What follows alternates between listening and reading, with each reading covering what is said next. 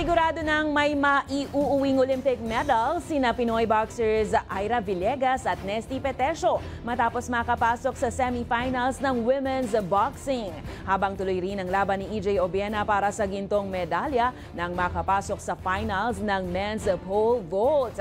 At sasalang naman si John Cabang sa repage round ng men's 110-meter hurdles para sa huling pagkakataon na makasali sa semi-finals ng kompetisyon. Ang balitang A to Z Sports ni Naomi Almohano.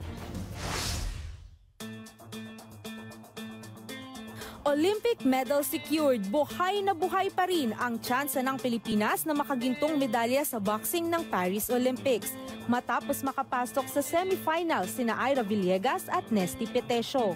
Hindi nagpadala si Villegas sa pagbuo ng mga taga-suporta ng kalaban niyang French boxer noong pumasok siya sa ring para sa women's 50 kilograms match. Pinakita niya ang lakas ng kanyang kamao at magaling na depensa, dahilan para manalo siya via split decision.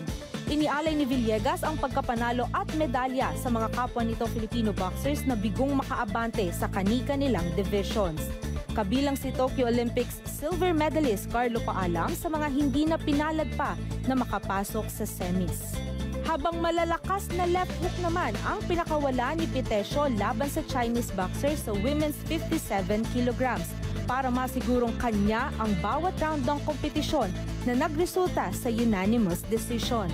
Garantisado ng may bronze medal ang Pinas dahil sa performance ng dalawang Pinoy boxers. Muli naman silang sasampa ng boxing ring sa August 7 para sa inaasam na pwesto sa gold medal match. Pinakaba naman muna ni world number 2 pole vaulter EJ Obiena ang buong Pilipinas bago nito nasungkit ang pwesto sa finals ng pole vault.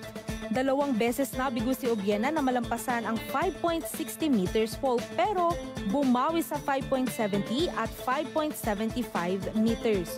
Susubukan ni Obiena na makagintong medalya sa finals ng pole vault event bukas Martes laban sa 11 competitors. Samantala, sasabak naman sa repechage round ngayong Martes si John Cabang para sa kanyang huling pagkakataon na makapasok sa semifinals ng men's 110-meter hurdles. Kailangan niyang makapasok sa top 2 racers ng kanyang grupo para makausad sa susunod na round. Habang hindi naman na makaaabante pa sa semifinals ng women's 400-meter hurdles si Lauren Hoffman matapos hindi makapasok sa top 2 racers ng kanyang grupo ngayong Lunes. Para sa Balitang A to Z, Naomi Almohano.